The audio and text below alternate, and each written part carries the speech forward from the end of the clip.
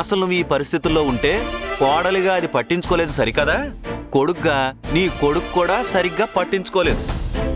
వాడు పట్టించుకోకపోవడం ఏంట్రా? నాకిలా అవ్వగానే వాడి ప్రాణం ఎలా విలవిల్లాడిందో నా కళ్ళారా చూశాను.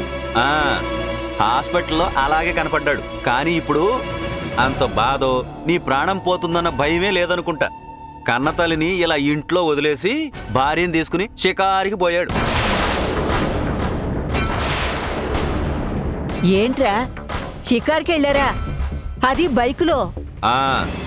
ఆ రూతరగాడి బైక్ తీసుకుని ఇద్దరూ సరదాగా షికారులు చేయడానికి వెళ్తుంటే ఇప్పుడే నా కళ్ళారా చూసొస్తున్నా. వాడు భార్యకిచ్చే విలువ నీకివ్వట్లా. పెళ్లిగాక ముందు వరకే వాడు నీ చేతిలో కీలు బొమ్మ, ఇప్పుడు భార్య చేతిలో బొమ్మయ్యాడు. తను ఎలా ఆడిస్తే అలా ఆడుతున్నాడు. నేను చెప్పానుగా దేవకి, వాణ్ణి పూర్తిగా మార్చేసింది. వాడికి మన మాట వినడు.